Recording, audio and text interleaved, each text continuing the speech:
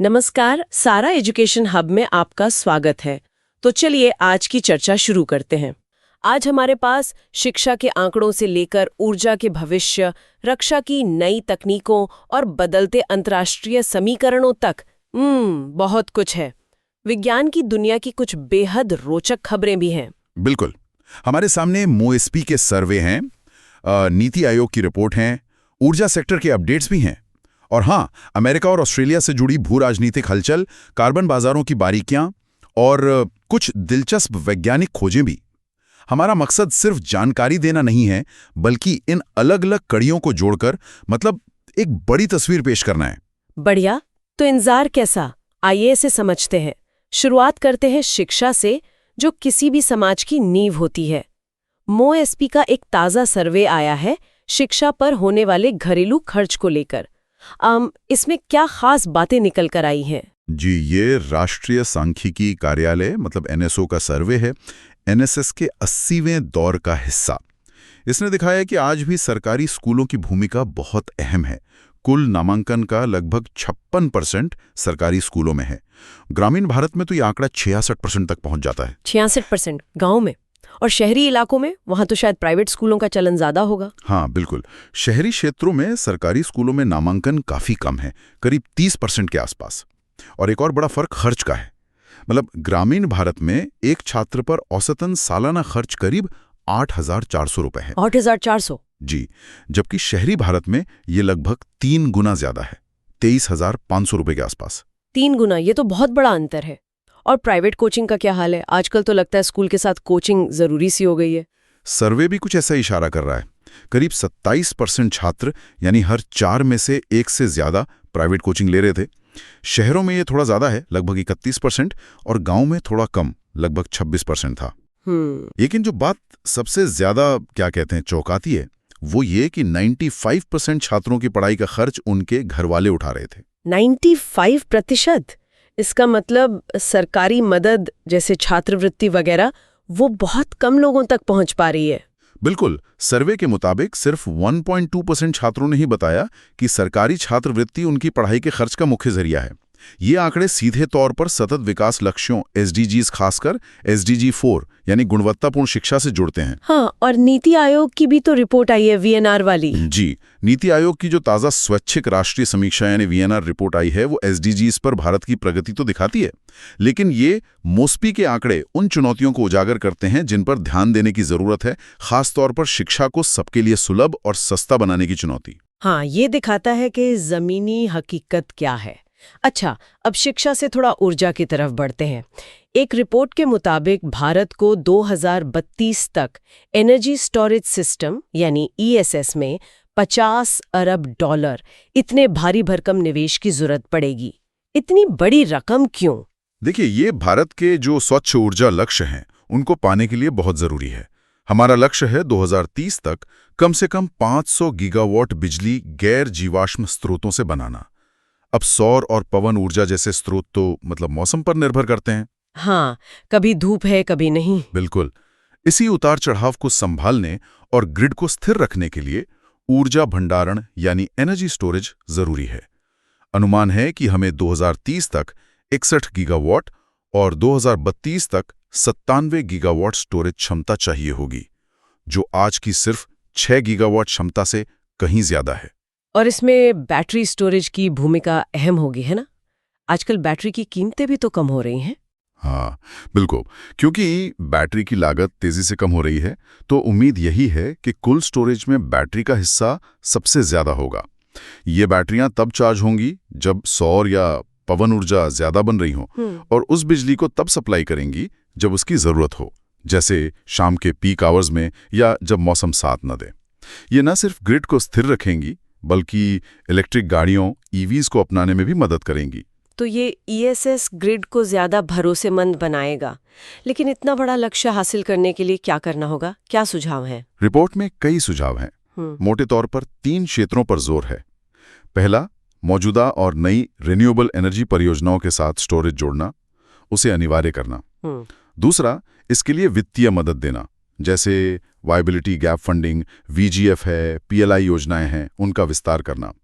और तीसरा, घरेलू स्तर पर बैटरी निर्माण को बढ़ावा देना और इसके लिए ज़रूरी सामान जैसे लिथियम और दूसरे खनिज उनकी सप्लाई पक्की करना, चाहे देश में खोजकर या मित्र देशों के साथ साझेदारी करके। कार लॉन्च हुई है। जी हाँ, प्रधानमंत्री ने सुजुकी की पहली भारत में बनी global electric car e Vitara को हरी झंडी दिखाई। खास बात यह है कि इसे 100 से ज्यादा देशों में निर्यात किया जाएगा। ये भारत के निर्माण क्षमता का एक प्रतीक है।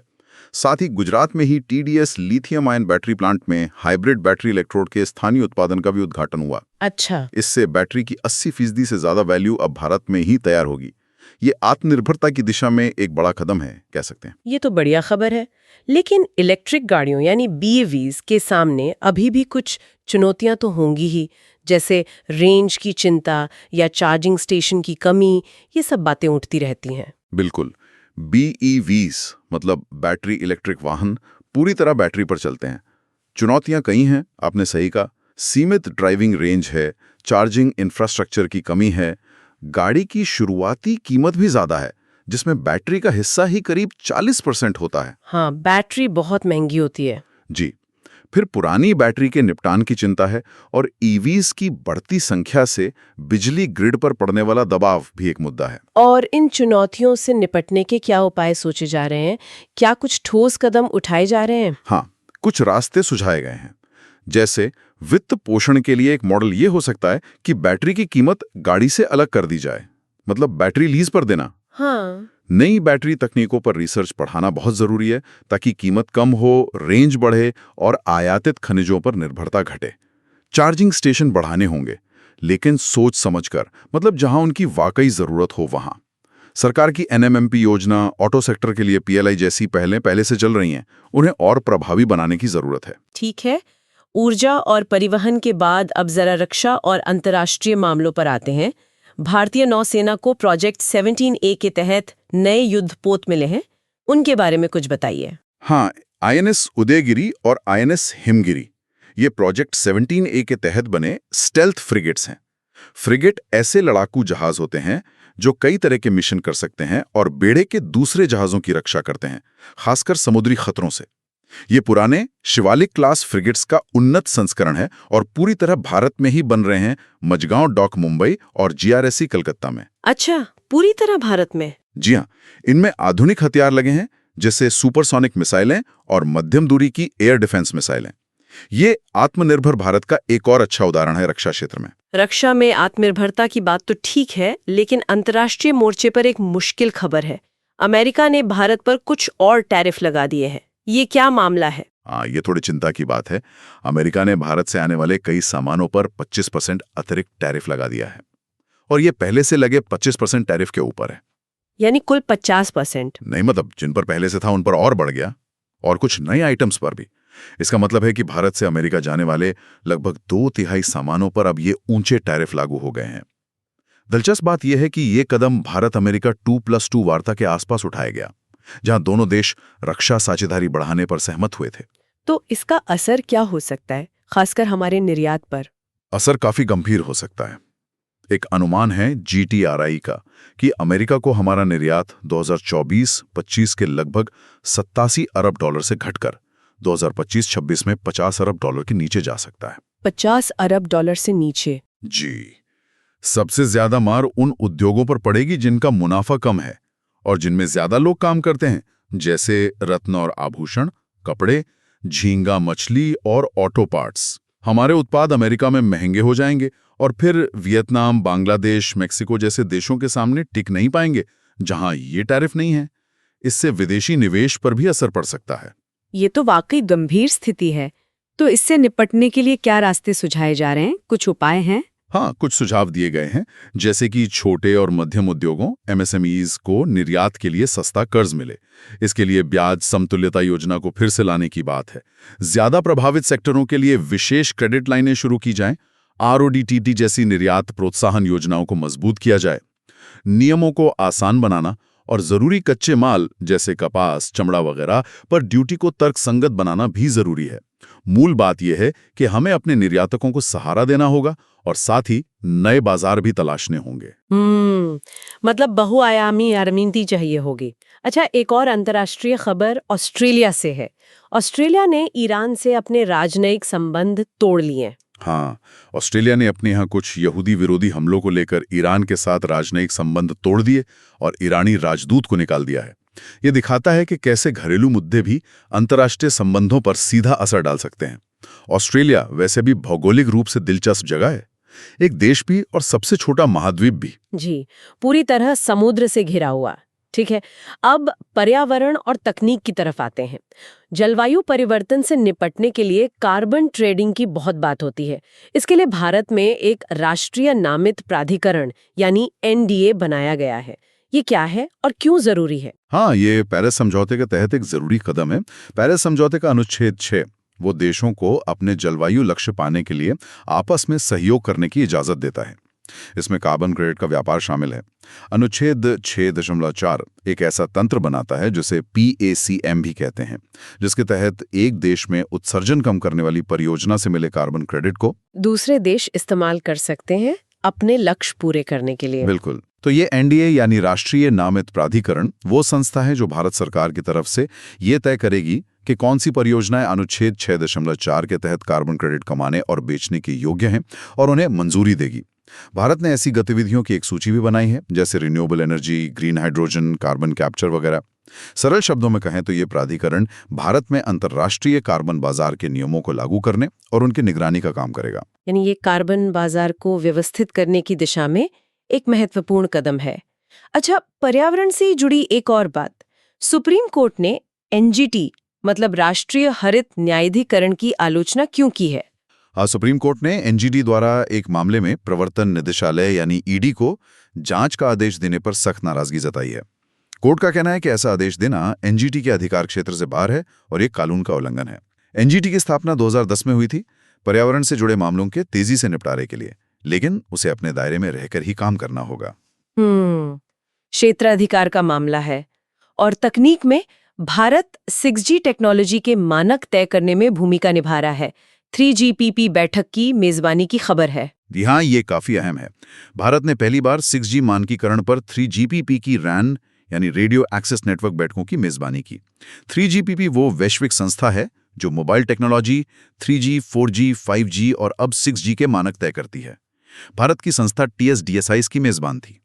ये दिखाता है कि भारत अब सिर्फ टेक्नोलॉजी का उपभोक्ता नहीं रहना चाहता, बल्कि भविष्य की टेक्नोलॉजी को आकार देने में सक्रिय भूमिका निभाना चाहता है। ये तो वाकई बहुत अच्छी बात है।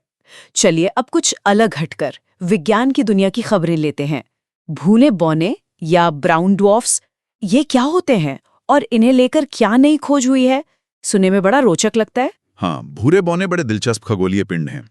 ये असल में तारों की तरह गैस और धूल से बनते हैं, लेकिन इतने बड़े नहीं हो पाते कि अपने केंद्र में हाइड्रोजन जलाकर तारों की तरह चमक सकें। इसीलिए इन्हें कभी-कभी असफल तारे यानी फेल्ड स्टार्स भी कहा जाता है। असफल तारे? जी, हाल ही में वैज्ञानिकों ने हमारी आकाशगंगा मिल्की वे में एक अनोखा सिस्टम खोजा है, UPM J1040-3551 ABB। इसमें दो भूरे बौनों का एक जोड़ा है जो दो छोटे लाल तारों के जोड़े का चक्कर लगा रहा है। ये एक दुर्लभ चौगुनी प्रणाली यानी क्वाड्रपल सिस्टम है। अरे वाह, 4 पिंड एक साथ। अच्छा, केरल से एक दुखद खबर है। आरोग्य पच्छा पौधे के बारे में बताने वाले एक बुजुर्ग आदिवासी कुट्टीमतन कानी नहीं रहे। ये आरोग्य पच्छा क्या चीज है? आरोग्य पच्छा का मतलब है ताकत देने वाली हरियाली। ये पश्चिमी घाट की अगस्त्य पहाड़ियों में मिलने वाला एक दुर्लभ औषधीय पौधा है। वहाँ की कानी जनजाति इसे सदियों से थकान मिटाने और तुरंत ऊर्जा पाने के लिए इस्तेमाल करती आई है। पारंपरिक ज्ञान है ये। इसमें एंटीऑक्सीडेंट, एंटी स्ट्रेस जैसे कई औषधीय गुण पाए गए हैं। कुट्टीमथन कानी जैसे बुजुर्गों ने ही इस पारंपरिक ज्ञान को दुनिया के सामने रखा था। क्या इस ज्ञान का कोई व्यावसायिक उपयोग भी हुआ है? मतलब क्या इससे समुदाय को भी कुछ लाभ मिला? हाँ बिल्कुल। तिरुवनंतपुरम के एक संस्थान TBGRI ने आरोग्य पच्चा और कुछ और चीजों को मिलाकर जीवनी नाम की एक दवाई बनाई है। और सबसे अच्छी बात यह है कि इसकी बिक्री से होने वाले मुनाफे का 50% हिस्सा कानी जनजाति को मिलता है। ये पारंपरिक ज्ञान और समुदाय के अधिकारों का सम्मान करने का एक बेहतरीन मॉडल है। ये वाकई सराहनीय है। और आखिर में विज्ञान से एक और खबर, प्रोग्राम सेल रिलाइवल। ये सुनने में किसी साइंस फिक्शन फिल्म जैसा लगता है, ये क्या है? है भी कुछ वैसा ही। ये हैदराबाद के CCMB यानी centre for cellular and molecular biology के वैज्ञानिकों की एक बुनियादी फंडामेंटल खोज है। हम जानते हैं कि कोशिकाएं एक तय कार्यक्रम के तहत मरती हैं, जिसे प्रोग्राम्ड सेल डेथ PCD कहते हैं, और इसे आमतौर पर अपरिवर्तनीय मतलब इरिवर्सिबल माना जाता था। लेकिन CCMB के वैज्ञानिकों ने एक तरह का जेनेटिक रिवाइवल कोड खोजा है, जिसे उन्होंने प्रोग्राम्ड सेल रिवाइवल PCR कहा है। ये कोड कोशिकाओं को लगभग मरने की स्थिति से वापस ला सकता है। अरे वाह, कोशिकाओं को मौत के मुंह से वापस लाना, इसका क्या मतलब हो सकता है? क्या फायदा हो सकता है? क्या संभावनाएं हैं इसकी? इसकी संभावनाएं बहुत बड़ी हैं। रीजेनरेटिव मेडिसिन में सोचिए, जैसे चोट लगी नर्व कोशिकाओं या दिल की कोशिकाओं को मरने से बचाकर ठीक होने में मदद करना। कैंसर रिसर्च में भी ये अहम हो सकता है, क्योंकि कैंसर कोशिकाएं अक्सर मरने से बचने के लिए ऐसे ही तंत्र इस्तेमाल करती हैं, तो इसे समझकर बेहतर इलाज खोजे जा सकते हैं। ये अभी शुरुआती रिसर्च है, लेकिन ये कोशिका विज्ञान की हमारी समझ को बदल सकती है, इसमें कोई शक नहीं। सच में भविष्य का विज्ञान। और जाते जाते खेल जगत से एक खबर, फीडे विश्व कप 2025 भारत में होगा। हाँ, शतरंज के चाहने वालों के लिए बड़ी खबर है। अंतर्राष्ट्रीय शतरंज महासंघ फीडे ने घोषणा की है कि 2025 का फीडे विश्व कप गोवा में आयोजित किया जाएगा।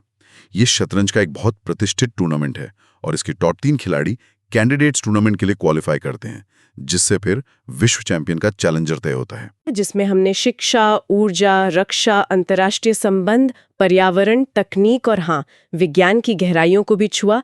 कितना कुछ एक साथ घट रहा है। तो इन सब का निचोड़ क्या समझें?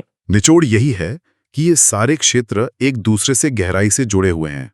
शिक्षा का स्तर विकास लक्ष्यों को प्रभावित करता है, ये हमने देखा। ऊर्जा नीतियां सिर्फ जलवायु ही नहीं, बल्कि उद्योग, व्यापार और हमारी रोजमर्रा की जिंदगी को भी आकार देती हैं। रक्षा और विदेश नीति कदम से कदम मिलाकर चलती हैं। और विज्ञान की खोजें, चाहे वो सितारों की हों या कोशिकाओं की, वो आने वाले कल की नींव रखती हैं। गौर करने वाली बात यह है कि कैसे एक क्षेत्र का फैसला दूसरे पर असर डालता है। मतलब ये इंटरकनेक्टेडनेस। बिल्कुल।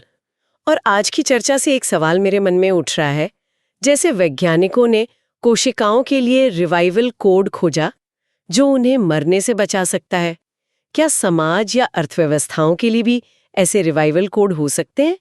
क्या हमारे समाजों में ऐसी कोई अंदरूनी क्षमता या रणनीति हो सकती है जो उन्हें बड़े संकटों जैसे जलवायु परिवर्तन हो, महामारी हो या आर्थिक मंदी से उबरने और फिर से मजबूत होने में मदद करे?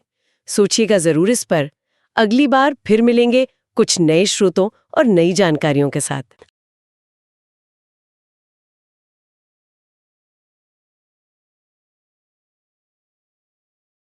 अगर आज की चर्चा आपको पसंद आई हो तो वीडियो को लाइक, शेयर और चैनल को सब्सक्राइब करना ना भूलें। शुक्रिया।